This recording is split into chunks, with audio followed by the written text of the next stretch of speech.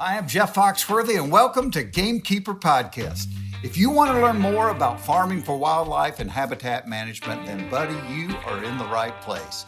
Join the Gamekeeper crew direct from Mossy Oak Land Enhancement Studio as they discuss the latest wildlife and habitat management practices, news, and, of course, hunting. There's no telling what you'll learn, but I'm going to tell you, I bet it's interesting. Enjoy.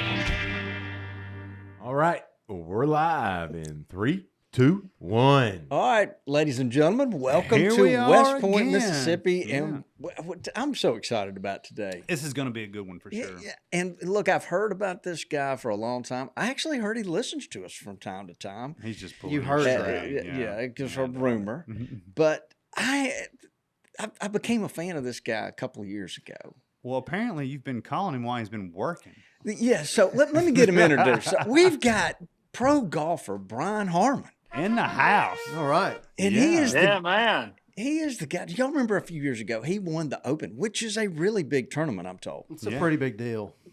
And so after he won it, they asked him what was he going to do, and he was talking about spending some time on his tractor. I thought he is our guy for sure. No doubt about it. Brian, welcome. They certainly don't know how to take what we do over there very well. That's for sure. It just makes you wonder what do people do to relax that don't hunt or fish. Yeah. Other than working your hands to the bone on the ground somewhere, what do people do to have fun? You know, They just drink warm beer and complain over there. I guess I was going to say play more golf. They fish for carp or something, don't they, Bobby? They You're do. talking about over what were you across the talking about? seas? We're talking about across the pond, or Yeah, they do I fish was for talking- carp. Okay. Yeah. So, Brian, but before we get started, I owe you an apology. Last week when I was texting you, I didn't realize you were playing in the Open at that moment that I was texting you, and you were answering me, and I had no idea that was going on. Bobby was like, "Yeah, guys, I think I got Brian Harman." man, I've been wanting to come on the show, so I've been waiting for the invite. Here we are. Yeah, Bobby was telling us he had been texting you that morning, and Richie goes, "He's playing in the Open right now. What do you? Back off, bro. What do you mean?" Well, it's big time change. He wouldn't know. Yeah. Big time change. We all right. Okay. That's no problem, man. Y'all can text me during a tournament anytime. Oh, that's awesome. Well, so guys, you may be hearing at the end of the table, we've got Vandy Stubbs sitting in Our Toxic's very chair. own, making a special Yeah, appearance. Vandy's a big golfer. Yeah. Vandy's a big at whatever he does. Yeah. Oh, thank He's an you. enthusiast. Thank you, Vandy's Bobby. a big guy. We Yeah. did have to bring in There our you go. golfing expert, which would be Vandy. Right is wrong. Yeah, okay. Toxie is he's He's MIA, on the road, MIA today, which is so kind he's- of rare. And he hate not being here. Brian, he has texted me half a dozen times over the last 4 days trying to figure out how to be here, and he just couldn't make it work. So they sent me instead. Sorry. We're number 2. Hey, I will say Vandy is a much better Press cook on. than Toxie. So yeah, and a student of the golf game too. No, I play golf There you because go. they let you. There's a beverage cart involved, and that's what keeps me going. Hey, whatever you got to do to get through the day, man. To set the mood, Richie, we've got a 35-second clip of Brian back in a couple of years ago. Laney, this is priceless. This Let's is just great, let yeah. our audience. They may have heard it, but if not, here we go. I did. I had a nice week a couple weeks ago, and I bought a new tractor for Come my on. hunting place. So I'll get home and I'll be on the tractor mowing grass into next week. I'll be very excited about that. So that's going to be your reward. You're going to ride your tractor. Yeah, I might take a whole day and just put my phone away and go get on the tractor. I'm a little bit lost because I've never known an Open champion celebrate by mowing grass on a tractor. I got a lot of layers, man, like an onion. It's a 105-horse Kubota tractor, and it's going to be a pretty one. Yeah, that's I cool. haven't told my wife how much I spent on it. He's a gamekeeper for sure. Oh my goodness! That comment about not telling his wife. That's good that, stuff. Yeah, Yeah. that is. But we knew the horsepower rating too. Did you have to tell her after that? Did she ask after you said I haven't told her? They usually Hey, get man, it out when of us I come one way home or late, another. I got camo on, not lipstick. So There you go. There you go. There you go. Hey, there it is. Right No there. Coldplay concerts. Yeah. Ooh, there no you go. Coldplay concerts for me. Look at Vandy with the current events. But, you know, I will have to say, I went with my family to Scotland a couple months ago, and there's deer running around.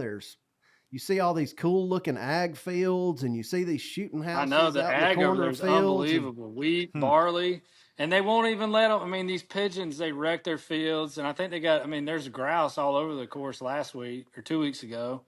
On the But course? they don't do anything with the wildlife, man. They don't care. They just, I don't know. It's different for sure. It is very different. Well, the North American model for wildlife is the only place it happens in the world. So That's true. Yeah, they just don't. It's just not part of their. It's not part of their culture at all. They man, it was odd, doing the interviews a couple years ago. Taking a bunch of heat for hunting. I'm like, man, y'all standing up with leather belts asking me where I get my meat from. Like we're we're not having the same conversation. Yeah, I love totally that. Different. I love having that conversation. My first one is, do you buy meat in the grocery store? Yeah. And everybody, 99% of people are like, yeah. I'm like, well, okay then. Yeah. Most of those folks mean well, but I just don't think they're educated. There's a disconnect in people's mind from that, but.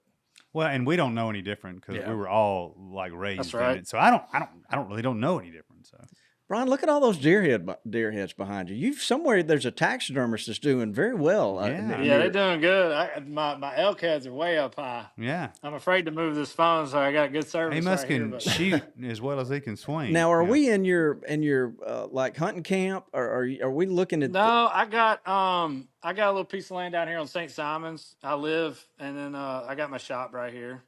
Cool. That is a neat looking shop. Yeah, it's a cool shop, man. It's a cool shop. It's evolved over the years. When I first built it up, we kind of thought maybe we'd be traveling around with the RV, but now it's just turned into a tool room and all my deer heads and all my junk, man. I got everything in here. It's nice. Tinker room. Everybody needs a tinker room. Heck yeah. Yeah, they do. So where were the majority of those whitetails behind you taken? Is that just assorted deer from all over the place, or do you have a special place you hunt mostly? Yeah, this one right here in the middle, my dad gives me flack about that one because it's the smallest one I got on my wall. It's just a little bitty 8-point. But when I was 12, we went. There's a quota hunt on Ossabaw Island, which is right offshore Savannah. Okay. And it was the first deer I ever killed. It was a parent-child quota hunt. We camped. I killed that deer with my dad.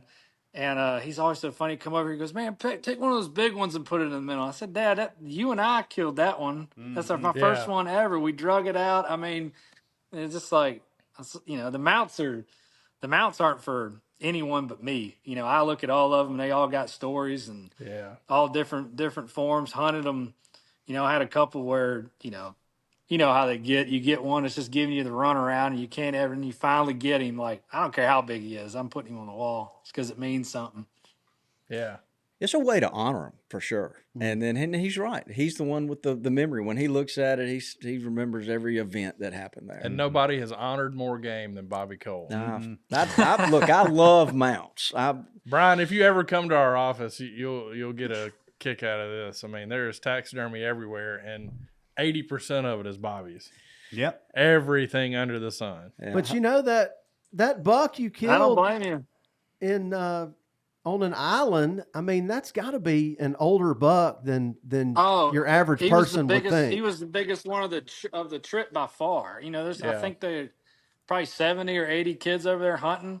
And the island's huge, and I killed the biggest one of the trip. And he's like, man, why you got that one in the middle? Man, that one might be the most important one on that wall. Yeah. And it might be the oldest one, and you just don't, Oh, no doubt. The deer's probably 7, 8.5 years old. Brian, I bet you've got growing up over there. How did you start off hunting with your dad from an early age? We started fishing. My dad loved to fish, and we had a little inshore boat. We'd bass fish in the New River in South Carolina, which is just north and east of Savannah. And then he got a little bigger boat. We started inshore fishing, trout and redfish, saltwater stuff. I didn't start hunting until I was 10 or 11. He had a buddy that had some land that we would go spend the night. Didn't have any animals on it, but Didn't really find hunting for real until I was, kind of my mid-teenage years. I started going with some friends and just fell in love with it. And then just started getting really involved with, I just got fascinated with how stuff works. What's this tree? What's that plant? What are the, and it just, just started consuming all of it. And it's like, oh, we're going to plant, this time. And, then the bees show up, and then the all your fruit trees start looking good. It's just like this whole ecosystem of it was just fascinating to me. Yeah. And It really is. just gone totally, in the deep end with it. And lucky enough to have my own place, and we're tinkering with stuff nonstop, trying to figure out what. I never thought I'd be so obsessed. I'm like, all I want to do is find a partridge pea. That's all I want to do. Oh my gosh, this is our guy right This is here. our guy. That's exactly right. Somewhere, I found one on, and just waiting for the stuff to click, and it's just fun, man. I love listening to you guys, and I've picked up all sorts of stuff. And That's the thing about it for us, for gamekeeping. You never get enough. You never quit learning. You never quit, seeing, the fruits of your labor. It just never gets old. Well, it's funny you mentioned partridge pea, because just the other day I was a customer called and they said, "Is this the big one or the dwarf one?" And I'm like, "What are you talking about?"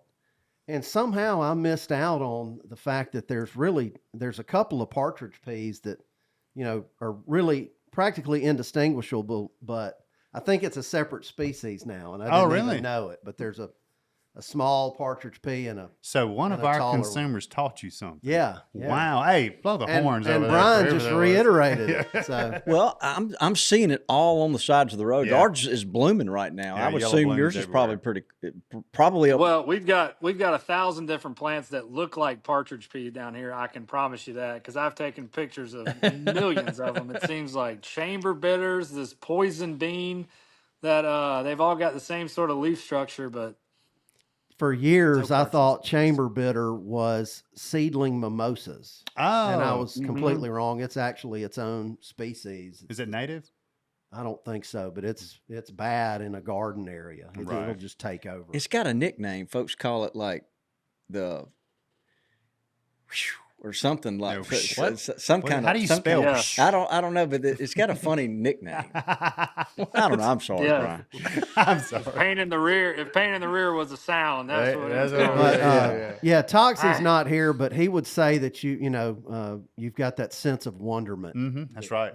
Yeah, that's right. And you get it when you're a child. When it was interesting hearing you say that. I was the same way coming up. Even though I grew up, in the woods, every leaf, everything, I wanted to know what it was and why it was there and how it worked with everything else. And still going. I think being able to understand some of that and kind of put together the puzzle helps a guy be a better hunter or a fisherman or whatever they're doing. 100%. Yeah, no doubt about that. Oh yeah, just knowing when the deer and what they're eating and what time of year they're eating it. Like, oh man, these grapes are coming in, or all these native nursery trees that I plant that don't make any fruit. Maybe they'll eat them sometime. Dudley, you're gonna have to help I him may out. have to come prune on Yeah, him. yeah. So look, I'm kidding. I think I bought you out of persimmons last year. How are they doing? So you're the guy. Yeah, They're doing great. They're Good, doing great. They're doing great. And we got there's some guys down in Florida that started this Dunstan chestnut. Oh yeah, we know those guys. It's been doing really good. Yeah. And then trying a few crab apples. We're probably a little too hot for them, but got a place next door that grows them pretty good. Deer don't like them that much, which is weird, but we've got a couple. We're just experimenting. Yeah, it's fun to experiment. And that crab apple that the deer don't eat, it may be attracting insects that turkeys eat, that kind of thing. So they may learn to eat them. Well, look, we've got a bunch of questions, Brian, but before we get started, why don't we do your rapid fire and let's kind of loosen him up and get to know him. I don't think he needs much loosening up. I think he's going to be ready to go here. Pro, so that's for sure. Okay, Brian. But hang on now. Rapid fire is brought to you by our friends at Nutrient Ag. Brian, somewhere over around you, you should probably see Nutrient Ag trucks running around. They're great guys to get advice about growing ag crops. Growing crops, period. Farmers love them. Yep. So, Good folks. all right. Okay, Brian. So I'm going to ask you 10 or 12 questions and just try to give a rapid answer, a quick answer. We're going to get to know you a little bit better. Okay. So Yeah. are you ready? Yes. All right. Have you ever collected acorns or persimmons on a golf course? Yes. Have you ever seen lightning hit and damage a tree nearby when you were on the course? Yes. Boiled peanuts. Do you shell them in your hand or can you shell them in your mouth like Richie can? I go half and half. I Okay. shell it half at a time. Okay. Oh. Have you ever shown up for turkey season with your duck choke still in your shotgun? No. Okay. Okay. He's a gear guy. What is your favorite college sport to follow besides golf? Well, I don't follow college golf. College football would be my favorite. Yeah, that would make sense with Georgia. Fried turkey nuggets or duck poppers, which do you prefer? Ooh, I'm going to go turkey nuggets. Hey. Do you consider ketchup an abomination for fried deer meat? Yes or no? Yes. If you could pick, what is your favorite area and habitat type to hunt ducks? Ooh. Oh, I mean, flooded corn and chufa impoundments in South Carolina is pretty good. Hey. Oh, Let's wow. go check that out. Okay, the statute of limitations has passed. Have you ever shot a songbird with a BB or pellet gun in the yard when you were a kid?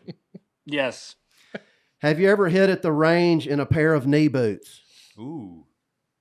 No boots on the range. Too serious. Okay.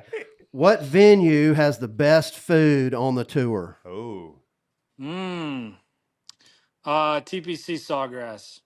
Okay. And last but not least, this was Vandy's idea. If you could pick any course to bow hunt mature whitetails, what course would it be? Oh, that's going to be the John Deere Classic up in Moline, Iowa. When you know it would be Iowa. The That land, was great. The land of Hercules. Oh, yeah. I Hercules think you comes won from there, didn't you? I did win there. Okay. They got There you giant, Yeah. giant deer there. Big turkeys too, man. They got turkeys all over the place up there. Yeah, that's where they grow those 30-pound gobblers. You know? Corn All fed. big. Well, Yeah. good answers. That was good. And little All coal right. bucks like Hercules. So, Brian, if you're a bow hunter, what's more pressure packed, having a big deer at 25 yards or having a 25-yard putt in a major? 25-yard You know, putts a long I think there's a lot of parallels to it, and I think part of the reason why I've been successful when I bow hunt, especially in some of these big elk, is that I'm used to that nervousness, that the feeling of, because you have these doubts, and there's a lot of parallels to be drawn there, but it's all the same kind of adrenaline. It's the same having to manage your breathing and all that stuff is something that I have to do all the time, and I think that whether it's jumping out of airplanes or whatever it is that you get your adrenaline going. I mean, for me, deer hunting and turkey hunting and playing golf to an extent, I love that feeling of doing something really hard, kind of figuring out what you're made of and figuring out, when stuff goes wrong and when stuff goes bad, being able to trust yourself in those moments is that's like life, right? That's learning stuff about yourself, and man, having a big animal close with a bow is just, it's like visceral. It's like it feels like it's what we're supposed to be doing, for me anyway. 100%. So you think, there's more, do you feel more pressure, bow hunting a giant whitetail when the shot comes, or making that putt with, I don't know, 100,000 people watching? There's probably more pressure when I'm hunting because I'm not as good at it as I am golfing. I got a pretty good idea what's happening golfing, but hunting, I don't put near the time that I do into my golf game. So, man, there's so much effort that goes into getting a big animal close. It's big pressure, man. So it's big pressure. Back to the pressure, and I'm just so intrigued by it. when you're out there, and I mean, I'm not a huge golfer, but occasionally, I mean, I hit a ball and it does what you want it to. Most of the times it doesn't, but I couldn't imagine just the spectacle of everybody looking at it. I mean, do you just shut your senses down and just, hyper focus on the ball and what you got to do? I mean, how do you deal with that kind of pressure? You know what, man? That's if you had the perfect answer to that, you could bottle it up and sell it for a whole lot of money. Yeah. There's plenty of gurus that travel around the tour that think they've got the secret sauce, but for me, I kind of figured out, I take it real serious, and I always just try to like compartment or like try to simplify it down to, you know, like for me, it always felt like life and death, right? Yeah. Like if I miss, then this is serious. This is a big putt. This is whatever. But I kind of went a little bit further, and it is crazy when I say it out loud. But I always think like, so say I've got a 4-footer, like short putt, and I got to make this putt. And like, well, what if it was like, what if it was life or death? Mm-hmm. Like, what if someone was gonna kill me if I didn't miss this putt? How would I hit it? Play for your life. Yeah. Right. And so I know that I'm not playing for my life, but I think when I think about it that way, it makes me like, well, I'm definitely gonna give it enough break. I'm definitely gonna hit it hard enough. It's like I do all the things that I have to do to be successful. It makes me, I don't worry as much about the outcome as I do like, well, I better do I better get all the stuff I know I have to get right first, like the fundamentals. And for me, that helps me kind of focus and Yeah, it sounds like survival. not worry so much about the outcome. You think about, back if we were, if there weren't grocery stores and we were really hunting for food. That's right. You would take one more breath before you turn that air loose. You would, maybe back out a little bit quicker when that wind wasn't quite right. Yeah. You might not chase that turkey quite. You might just ease around and wait on him to get off the hens. And there's all, if you had to kill them, you might not do it like, if we just, guys doing it for fun. No, I get it. Yeah. Put it on it. Yeah. I had a buddy that played football at Mississippi State, Paul Lacoste, and his little saying in his mind was one more step. Mm-hmm. And that was his thing. And it Every worked time. really well for him. Yeah. Makes sense. Yeah, Brian, the thing that has always intrigued me, especially about professional golf, is when y'all have to hit through that tunnel of bystanders there. I mean, somebody, if I'm having to do that, somebody might die. It's just the odds are higher that somebody's going to get seriously hurt than me hitting it straight through that. Oh, I've hurt some people, bud. I've hurt. It happens. I've hit plenty of people with golf ball. I tell a funny story.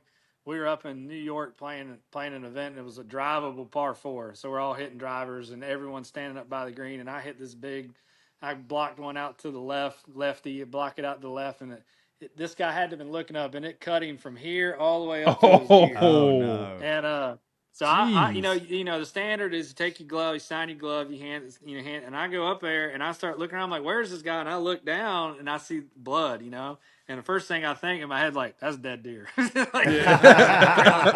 to this poor guy. And it lit him up good. Oh my goodness. Wow. Well, Brian, I'd like for you to start. I'm always curious. It sounds like your dad did a great job raising you. And can you kind of, so other people might pull away some tips about getting their kids involved? How did he introduce you to the outdoors so that it stuck so much? What's amazing about my dad is that I grew up with a younger brother, and my dad, every time when he had a choice of whether he was going to go fishing or hunting with his buddies or take us, he always took us. Oh, wow. And so he sacrificed a lot of the time that he had with his friends for us to spend time with him. He was doing what he wanted to do. He loved to fish, and that's what we did as kids. But, he always picked us over his buddies.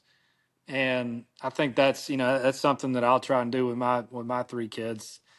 And I mean, it's pretty easy choice. You see the way that your kids act in the outdoors and how much they love it. And, so we just spent a bunch of time with us. He always put the time in. And I think that's important.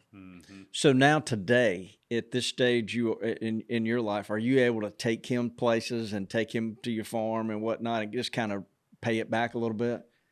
Yeah, I bet he spends 3-4 days a week down at the farm tinkering around, and he loves rebuilding these old Jeeps. Oh yeah. He's got old Jeeps. He loves messing with the tractors. Yeah, he's a he's a trip, man. He was a dentist for 30 some odd years in Savannah, retired, and now he's full-time farming and fishing. Lucky joker. Gotta love that. He's living the Yeah, good he's life. he's probably riding that 105 horse Kubota Yeah, right now. Tearing it up. That's good.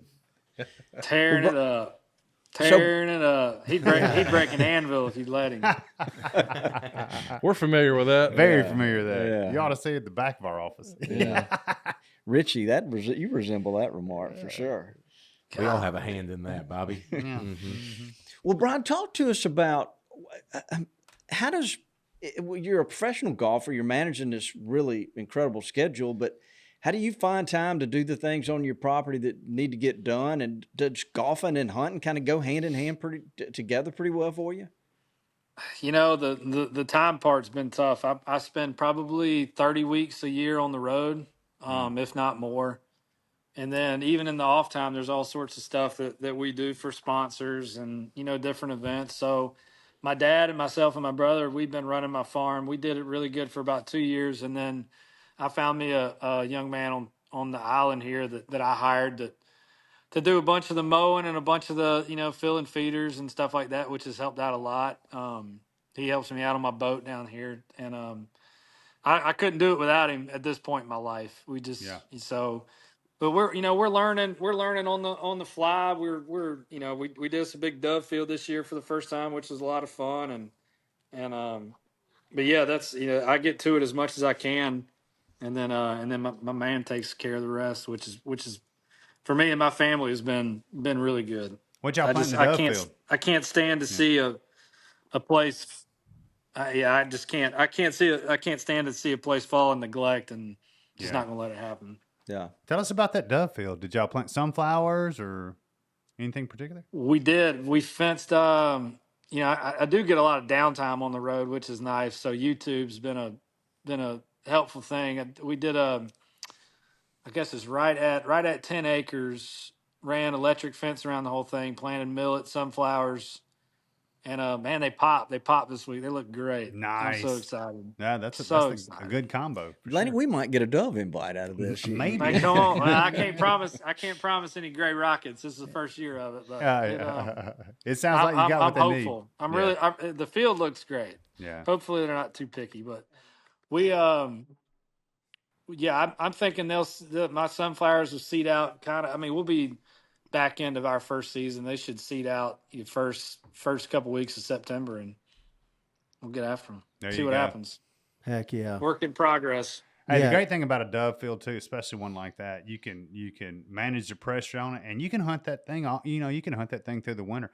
It gets better as it gets colder. The doves get bigger. Yeah, I mean, it'll be 100 degrees in our dove season, second week of September. That's I'm rough on not the in a dog. big hurry. We'll shoot them when they're there if they come. Yeah, just strip it. That's what it does. So, Brian, without giving any GPS onX locations, can you tell us about your property? Yeah, it's coastal Georgia land. It's real close to the ocean, but it's cool. It's about half and half. Half of it's upland ponds that we have on a rotation, and then the other half is just old Florida live oak, swamp chestnut swamp. It's really cool. It's wet. We deal with water, deal with hogs. Yeah, they wreak havoc, but we tax them pretty good. Our deer hunting's really good. We don't have giant whitetails. We get cool ones. Gosh, I think our county record with a bow is like a 126. So nothing crazy. We got project. For me, I got project 140. I want to grow a 140. I think that would be it's realistic. A good goal for us. So we protein feed all summer, and then any big whitetail that gets killed off my place is gonna get killed with a bow. So we manage the does with rifles. Got big shooting houses for the kids, which is awesome. Yes, fun stuff. And then our turkey hunt is terrible. There's no turkeys there. I Oh, was wait a gonna minute. say, Of Wait course a it is. minute. Wait, just Yeah, I don't look at that. He has listened to Yeah, this podcast yeah. before, hadn't he? Our turkey hunt is terrible. There's no birds. Yeah, all Thought- that. Thought I heard one way off, but can't one be time. sure. It was Why great. do I not believe that?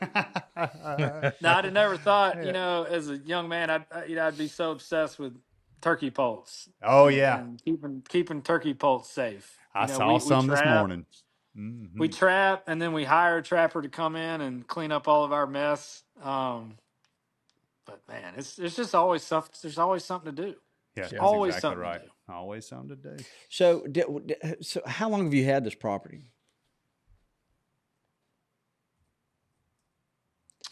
We'll be 3 years in October. I've had it. Okay, so But, yeah, you're just getting started. For the previous 7 or 8 years, I've been in with some buddies on some lease property that's less than a 2-mile dirt road ride from where I am now. So I've been real familiar with the area and just happy to get my hands on a spot that I can Yeah, try and make and there's just nothing tinker and figure out what works, and it's fun. So, Brian, can you tell us what it felt like when you were able to buy your place, and all of a sudden you're walking out on your own dirt, and you don't have to, you just got. I'm sure you had all kind of plans. What did that feel like for you? Man, it's just the best. Just knowing that, like, man, I can do whatever I want here, and I can bring my kids, and hopefully one day they'll be as interested in it as I am, and just not, just having your own piece of dirt. I mean, that's what the whole American deal, right? You just, man, you got your, and like the back of your head, if stuff ever went sideways, you got a place, man. You got a place that's got water, place that's got, you got everything you need down there. And That's right. I just like having it. I like having that in the back of my mind, and I mean, as much as we love to hunt and fish, man, we've gotten to where we love farming and we love planting stuff, and going down there and just having a little afternoon to go cruise around and just lay eyes on the place. I mean, it's just such a great outlet, and it's the best. I mean, y'all know, y'all got Yeah. dirt. It's Yeah, the it best. seems pretty obvious. Yeah, sense of place is a good way to put it. And you alluded to it a little bit, but I mean it's there for you no matter what breaks down in the world or how things are going. You can always get there and get away. A lot to be said for that. Sure. You can see his eyes light up when he's Oh, talking yeah. about Yeah, it. man. So Brian, Man. how are y'all at the pig battle? Are y'all winning that? I mean, it might be tied at best right now. We've gosh, I think we've taken about 350 off the last 3 years, and they're still there, still plenty of them. Yeah. Yeah. Well, those. It's, these guys out in Texas, they've had some pretty good luck getting rid of them. I've heard that they're close on, a specific poison for them, but I'm very skeptical of anything like that. I don't know if y'all have heard of anything coming down the line We've to talked help about it a out couple with them, times. but that stuff scares me. I do think these traps where you can catch the whole sounder, that I think we've only 3 or 4 months in on our first net trap, and it seems to be working. I think when you can take a whole group out, I think that helps a lot. We had these old steel traps, and you'd catch a boar hog here and then 2 or 3 there, but they don't get credit. They're not as dumb as you Oh, want no, them to be. they're very, slick. very Yeah. smart. Wicked smart. Yeah. So we work with a company called Big Pig, and they make a trap. But we're also, Brian, hearing guys having a lot of success. Like if they just can't get that whole sounder in there, maybe there might be 2 or 3 left out that they'll catch them. But then they're taking these like an ATN thermal and going back that just really quick, while that sounder's in the trap or part of that sounder's in the trap, sneaking in there with that thermal and getting the other couple. Yeah, we've worked on them pretty good with the thermals. Now I kind of don't want to get rid of all of them because I kind of like having that activity. I'm right there with you, and everybody gets angry with me when I say this, but a big boar hog is a lot of fun to go hunt. Especially on the ground. Those the big old ones like we get sometimes, I mean, those things might be 12, 15, 16 years old. And, where we are, we're pretty sandy. And they'll get out in the marsh and they'll disappear but man, they don't break their teeth, and they get some crazy cutters on them. They just get old, and when they get that, I mean, you don't see them. Unless you're hunting them at night, you don't see them. No. You just don't see those big boar hogs. Yeah, well, they get one of those sows gets in heat, though, it's amazing how that works. Slip up. Yeah, it is. Wow. Well, when do they come in heat? 8 months a year? Exactly. Every 2 weeks, like it or not. Yeah, it's unbelievable. It's very regular. Well, do you still fish much? I do, yeah. I love to fish. We just fished unsuccessfully, but we fished a tarpon tournament down here on St. Simon's Friday and Saturday. I got a nice setup, man. I love to fish. Love to inshore fish. Used to offshore fish a lot. My dad and brother still do it a bunch, but man, that stuff beats me up too bad. It's a long drive. It is. Well, I guess y'all would be. If y'all went deep sea, y'all be down in the Gulf. It's the same. It's a long. We're 80, 90 miles to get to blue water out of St. Simon's. Yeah, that's where we are, out of Biloxi. Well, I was just thinking that, every golf course I've ever fished, every golf course seems like it's got a pond, but there's so much nutrients running into that pond. Big bass in the golf ponds. They're always great. That's what distracted me from playing golf growing up. Yeah, I don't know if I'd want to eat a fish out of a golf course pond, but they're quite bright. No, sir. No, sir. Glow in the dark. You don't want to eat. Yeah, they glow in the dark, but they fight. Yeah, you landlocked boys fishing them largemouth bass, man. I'll take a lizard, go catch everyone in that pond. There you go. Hey, that's a lot of fun now. Landlocked. Yeah, Bobby loves a green trout now. All right, Dudley, I'm gonna let you go with some questions. I know you got some, don't you? No, you asked all my questions. Did I? You stole them from me. Vandy, what about you down there on the end? Come on now. I had one question, and it was in the rapid fire. All right, Laney, go ahead. We've always heard, we've had the history, I guess, of golf and the outdoors. It's often billed as the original outdoor sport. I think it is, because so there's a lot of similarities working on Mossy Oak Nature's golf over the years. It's interesting, the similarities that exist there. And from the research we've done, it seems like a lot of the PGA guys love to hunt and fish in their pastime. So I didn't know if there's is there a crew of you buddies that, y'all kind of get after, y'all are out of the tee box over there chopping it up, talking about hunting, maybe who those guys are, and kind of, do y'all ever hang out together? Yeah, so Kevin Kisner and I are dear friends. Been friends for a really long time, and he's found the hunting, man. He loves it. He's got him a beautiful duck place up in South Carolina. So yeah, we do home and homes all the time, man. I'll go up and kill his ducks. He'll come down and hunt my turkeys, kill deer, and yeah, man. We've been all over. We've been up to Missouri together. We've been out to Colorado killing elk together. My buddy Pat Gazire's big outdoorsman. He loves it. He's down at the farm with me all the time. Harris English, he loves the wing shoot. He's killed him a couple big deer. There's plenty of guys, and kids and I are always trying to recruit guys to come hang with us. I bet so. Yeah. And Kisner works with Tim Yelverton. Some of these California guys, we're trying to get them to come hang out with us and see what we do. So if you just had to pick one, if somebody just said, okay, Brian, you can only deer hunt or you can only turkey hunt, where would you fall? I think I'm turkey hunting. I always say I like hunting something that sleeps the same time I do. There you go. That's a good point. I never thought about that. That's why I love turkey hunting. That's right. I don't like having to choose, I mean, I can do, yeah, I'm the one asking these rapid fires.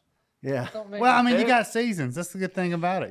There's always a time. Yeah, it's always I felt like your woodsmanship is more applicable when you're turkey hunting, because if you find a turkey track, he's been there during the daytime.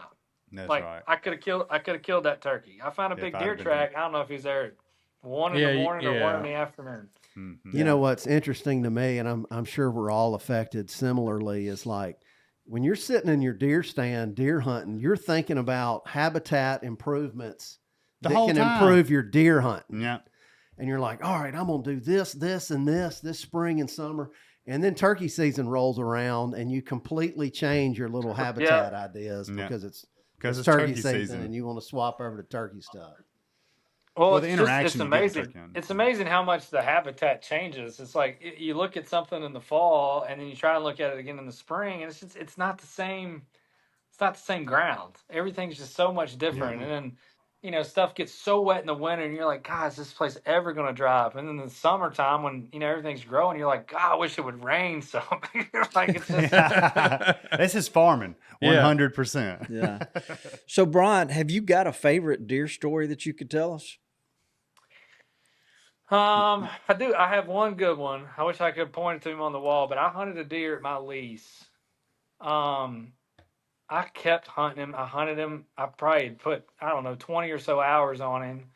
And the way that I was entering my stand, I just, I would, the long story short, he was following, the way he was entering this place, he was following my trail. And so every time that I'd come in there, I'm finding these big deer tracks, and I've got pictures of him in there in daylight. Every time I was in there, it just wouldn't happen.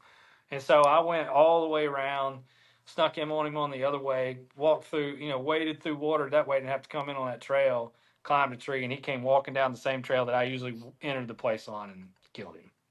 So how about that? Yeah, I'd hunted it. I said, man, this deer's coming in here every day, can't kill him. And finally was walking out one day and saw his track where it looked like he had gotten there and kind of boogered out. I said, I think that joker's got me. I think he's hunting me in here. Had me pegged. That happens for sure. Oh, yeah. It sounds like you figured that out. And how many times can you booger one before you can't pull that off? I don't know, but Usually not many once. times. Yeah, at the most. I boogered him a bunch. I boogered him a lot. He just had to be in there, man. It was this little 15, 20 years ago, this guy that used to run our lease, he'd gone in there and planted a really beautiful stretch of these sawtooths.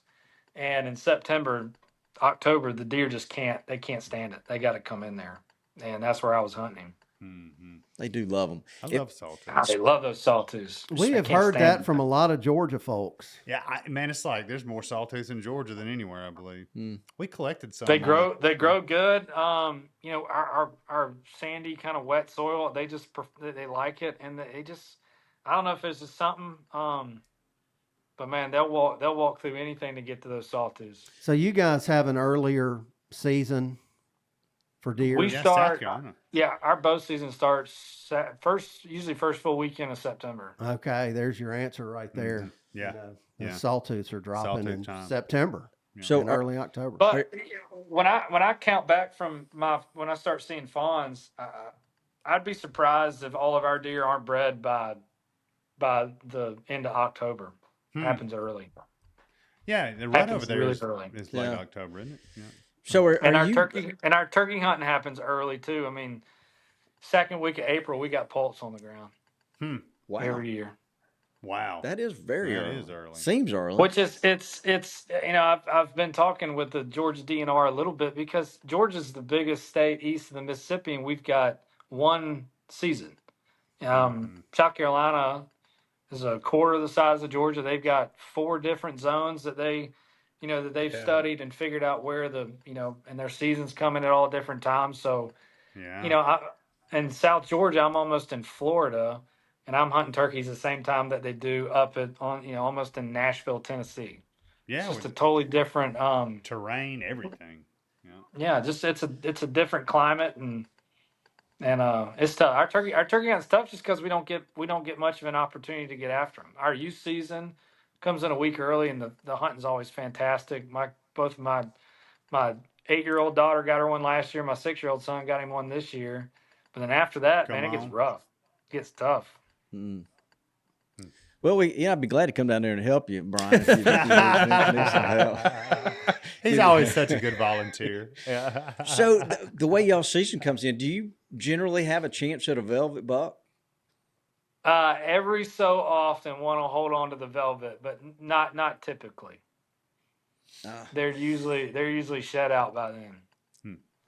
That's the one thing about that I think are you close? Well, you're a pretty good ways from South Carolina, but they have a late August. You can hunt in South Carolina. They have done it for forever. Yeah, And August I 15th. want to say it's the rut. It's like a 1 week velvet season, isn't it? Yeah, when I was growing up, it was August 15th. Rifle season came in. So I We noticed hunted that. over there a bunch. Yeah. And I think you play golf left-handed, don't you?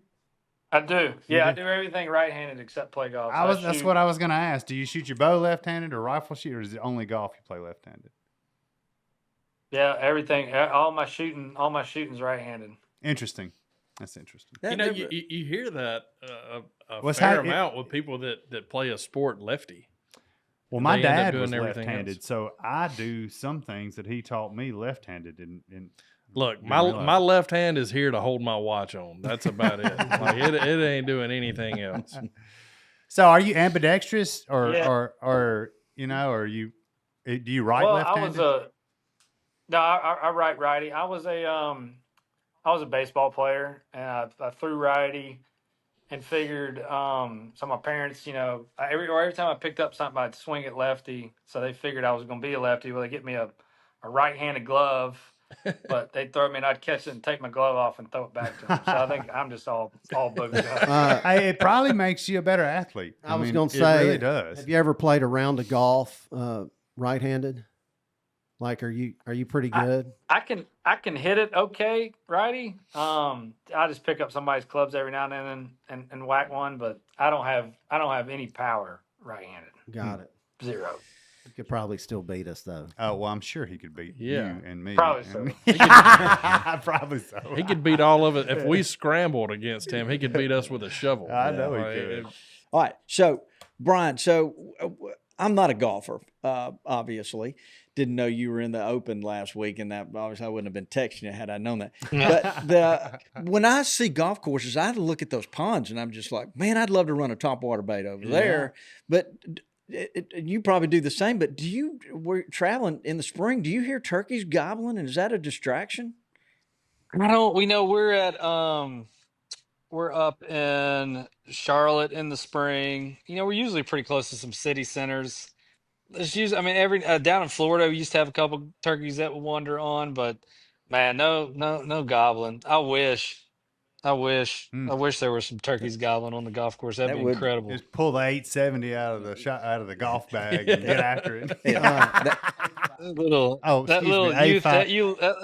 youth 410, that'll fit about anywhere. Yeah. All right, Richie, did you have a question you wanted to ask? Yeah, sure. We talked about golf and the pressure and hunting, but can you talk about how you got into golf? I did a little bit of research on you and I heard some stories about how you got into golf, and just kind of tell us a little bit about that. Yeah, man. I was a baseball player. Found myself home watching golf on TV. Just was enamored with it. And baseball was always frustrating. You'd have a good game, 3 for 3 or whatever it was, and lose a game. And you always liked the individual nature of golf, and I could spend as much time practicing it as I wanted to. There's no organized practice where you had to practice a certain thing. You could go at your own speed, and I just poured myself into it. I think I was 10 or 11 when I started, and it was just lucky that I knew it was what I wanted to do from really early on. Not a lot of people are blessed We with had that heard that kind of conviction, and I just for me Yeah. it was always clear. I never had a backup plan, and that's always the advice that I give, because inevitably guys always ask, oh, I've got my nephew or somebody's a great golfer. What can I do to get him to stick with it? It's like, man, I never had a backup plan. I never considered, the other option. You always hear about like burning the boats. I burnt the boats when I was a kid. That's all I ever wanted to do. Yeah. No plan B. It's all plan No plan A. B. We heard that you, as a youngster, you were sneaking on a course and getting run off from time to time. Is there any truth to that? Yeah, there's this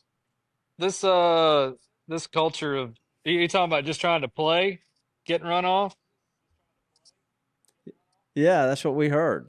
Yeah, so where I grew up, I could walk and I could sneak onto the golf course and I could play a few holes. And I'm sure I wasn't as polite as I should have been with guys trying to play golf. And I certainly inserted myself into, because our golf course was a pretty hard to walk, just a lot of distance in between. And so I was always trying to jump on with guys that had a threesome, had an open spot in a cart, just so I could get some reps in and play. And yeah, that's kind of the knock on golf, is that the access to it isn't quite as good as it probably should be.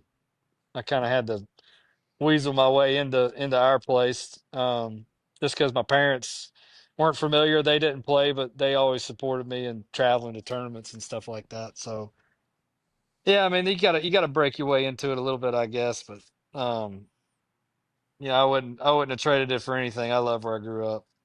There's that one of the old golf commercials I remember. And maybe it was a golf ball ad or a Titleist, and there was this like some of these like pro golfers, and there was this young kid that walks up, and he wasn't dressed necessarily like them, and his clubs didn't look like them, but man, he absolutely ripped the ball.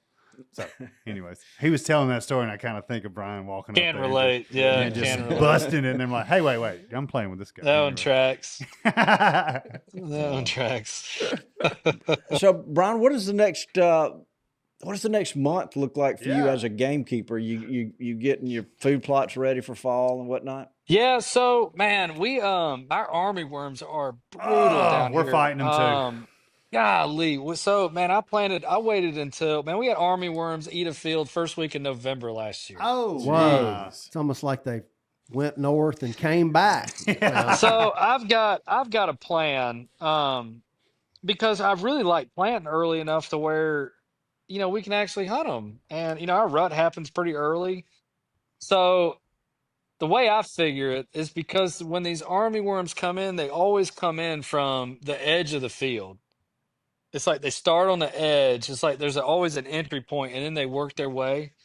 And so, I talked to um, the ag extension about the chemical that you use to treat it. So what I'm thinking is, when we plant our food plots this year, let them get up a little bit, and maybe just on the outskirt of that field, just treat the outskirt of that field, and maybe I'll keep them from getting into the middle of it. I don't know if that'll work or not, but just looking at the ones that they eat, it looks like they start on that outside and kind of work their way in. Yeah, So I don't know if that moth is coming from a tree Yeah. and just kind of landing real quick, and then I don't know. But yeah, I had a picture last year. I had 4 generations of them in my hand. I was like, this ain't good. No. I've never heard of them being that late before. November is. Yeah, they wear us out. When They wear us out. When do y'all get a frost over there, or do you even get one? Some years we won't get one. We get well. There's a good chance of a frost in early December. Usually get one in December, but we really don't get real cold until January, February. That's our Right. coldest time. So, and yeah, man, we've got all kinds of unique challenges. Our forestry is super worried about later season burns. I love fire. Gosh, I love fire. I was going to ask about fire. The winds change a bunch. And so the wind will flip on you when the tide gets low, tide gets high. And so we've got to have just kind of perfect days. And our gallberry and our palmetto are so much that, man, a summertime burn is almost out of the question for us at the way that it is right now anyway. That stuff burns so hot, doesn't it? Yep, it burns real hot. And most of our stuff, I don't know how much y'all deal with longleaf, but that's my goal. And I wish I was going to live to be 200 years old where I could see it all. But Yeah. replanting longleaf everywhere that we can, and then we'll be able to run some later fire through there. But that's kind of a generational plan there.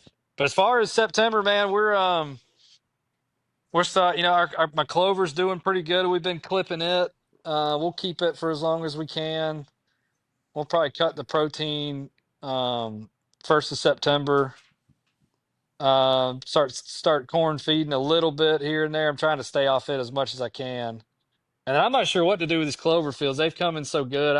It's gonna make me sick to kill it and do fall plots in there. Well, you ought to be able And to overseed in them, Yeah, I I would would wanna think. overseed. Yeah. Let Is it those perennial clover. so you clover? wouldn't you would I mean they've seeded out. I mean I don't know how many times these clover fields had seeded out in spring and summer.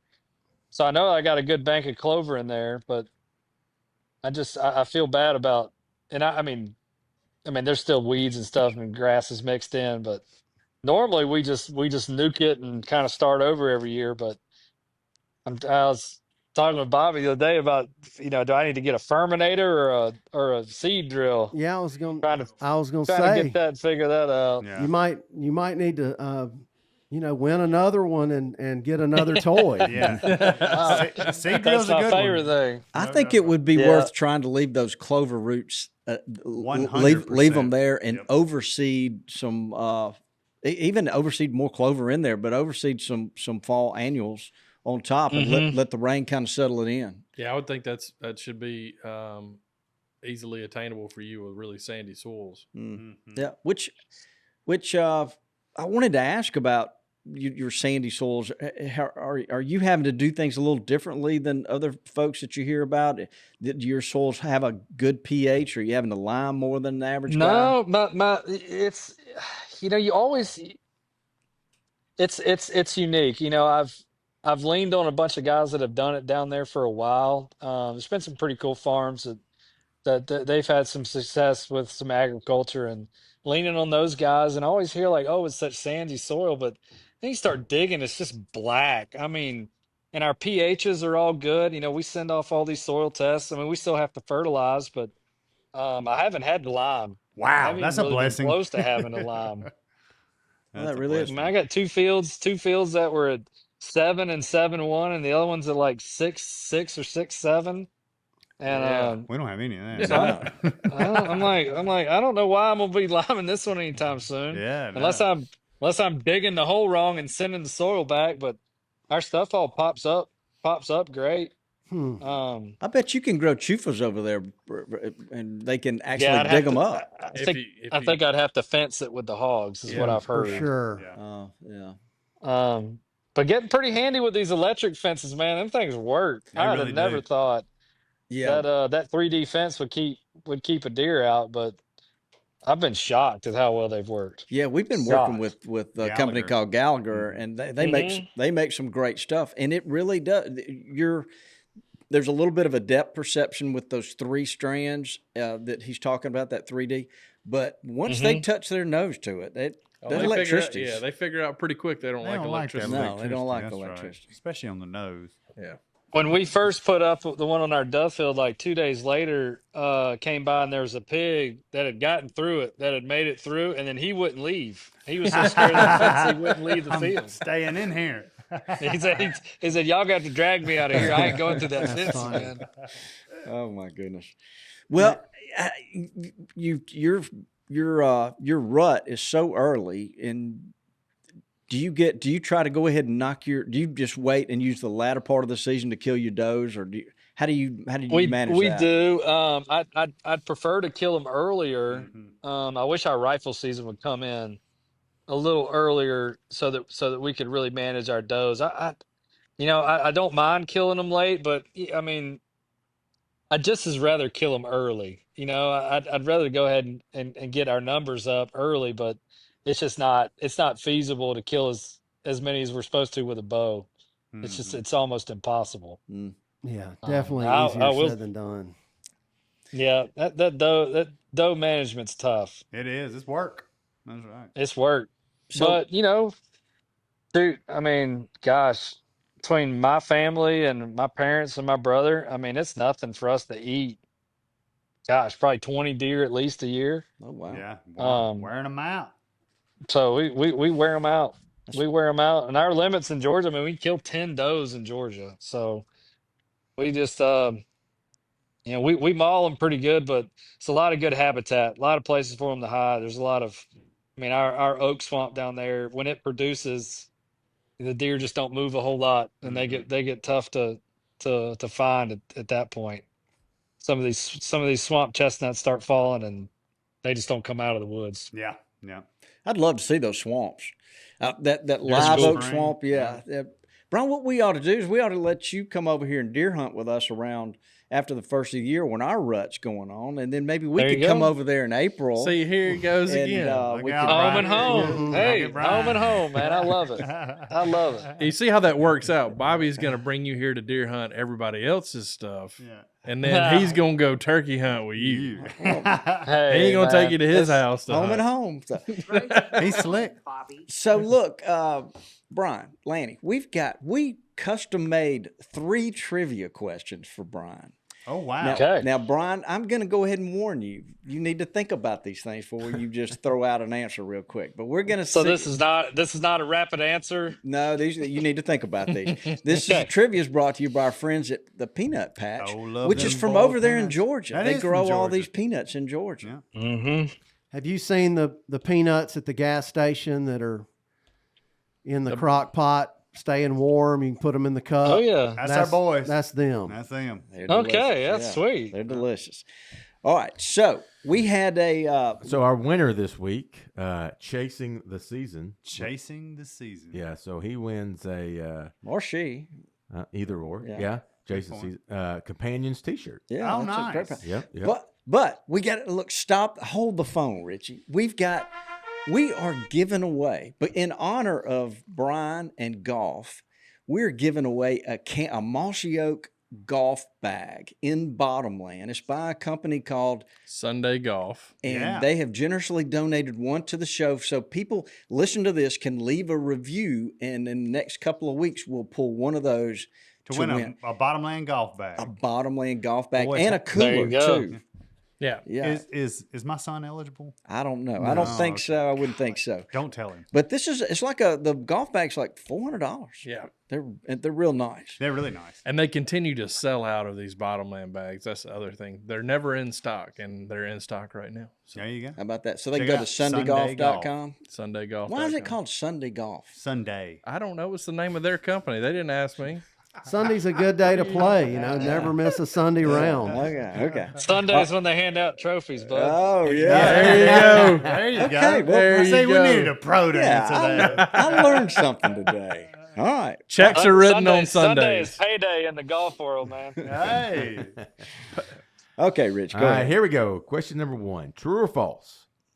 Deer can eat poison ivy without ill effects. True. There you go. You Nailed got it. the Nailed first that one. one. All right. Number 1. All right, pressure's on. All right. Number 2: Like cows, deers have 4 stomachs. True or false? True. He got that one right. How about that? They're ruminants. A multi-chambered stomach. There we go. All right. Number 3 here. The reason deer are born with a pattern of white spots is so a mother can recognize her offspring. False. Look at He's that. killing Look it. at that. He got them all This right. guy's more How of a about gamekeeper that? than a golfer. Yeah. I mean, wow. Look at that. Brian, I'm impressed. Right. Man, got some You whitetail got knowledge. any hard games? Oh, I okay. love it. He just sank 3 pressure putts right there. There you go. So, 8 so footers. There you go. Brian, we've got 2 world-class golf courses over here, Old Waverly and the Mossy Oak Golf Course. We need to get you to come over here and play golf I'd love to. and do a in-person podcast. Yeah, we That can would be hunt great. too. No internet connections needed. Yeah, we can hunt There you too. go. That'd Yeah. be fantastic. I'd love that. Yeah. Let's do that. Let's do it. Let's work on that. So the rough at Mossy Oak is all native grasses. So it's Now that's something that I've thought a lot about because as golf moves along, you start to have some of these ecological conversations. Yep. And then, like when we played the British Open, you're playing on fescue, which is a native grass. They don't have to water it. It's firm. It's like the best. It's my favorite grass we play on all year. Wow. By far. it is native over Now, yeah, and when you look at like a place like Augusta National, it's got it's they reseed it every single year. Every single year it's new rye. Every year. And I just don't know. I've always thought like, man, if we could ever engineer something off of a native grass that we could make golf courses out of, boy, that would sure would make life a lot easier. Yeah. Because the amount of water and the amount of chemicals and fertilizer that they have to put on places to keep them green is it's astounding. It is. Astounding the amount of resources it takes. And what's great about the golf overseas, although they don't like people that hunt, they do have their golf figured out. Yeah. Because we show up some years and the courses are green because it's been raining. And some years you show up and it's brown because it hasn't been raining. And they don't care. Yeah. Doesn't matter. Play Just, it. it's Yeah. there it is. Yeah. But over here, you know, we manufacture these green golf courses because we like looking at pretty stuff. And Interesting. that's the one thing about golf I wish I could change somehow. If we could figure out some sort of grass that was a little hardier, didn't have to do so much to it. And you know, it'd be a little bit more in tune with, you know, everything we got going on over here. wildlife. Yeah. That was kind of the vision behind nature's golf. I know we don't. I mean, I know there's different grasses, but it's to create the perfect blend of wildlife and golf. Nature's golf. Yeah, And, so you're immersed in nature. Yeah, So, it's a minimalist style course, you know, and That's cool. there wasn't a whole lot of dirt moved. Nope. It was an old It was old cattle, dairy dairy farm, so it's just rolling hills. It's got pretty good whitetails on it too. You know, Yeah. I'm just saying. I bet. I bet. But I have heard yeah, folks say they've heard quail out there a time or two. probably. Yeah. So The It's native prairie area edge. looks awesome. Well, Brian, I tell you, you're like one of the gang here. I Yeah, think you man. fit in better than we might get rid of a couple of guys here at the table. Move them out, move Brian in. I like Yeah. it. Oh man, I'll come back anytime. Anytime. Well, Brian, I love talking hunting and farming, and you know, it's just something I really enjoy doing. I get some time on the road to do my research. I get less time to implement a lot of it, but sure is fun to learn about it, and watching the ground change after you've had your hands on it. It's just doesn't It's get any amazing. better than that. Yeah, in it my doesn't get opinion. better. That's right. well said. Well said. Well, no doubt. you and your family are welcome here anytime. That's Anytime y'all don't have tournaments or anything like that going Yeah, on. love to have you. Shoot, yeah, man. Yeah. So, Brian, we wish you the best of luck being a gamekeeper and working on your property and taking those kids hunting and That's and what it's taking all your about. dad. I love that about what you're doing. But we wish you a lot of luck in your golf career. That's I'm gonna start paying attention to it. Absolutely. Yeah, man.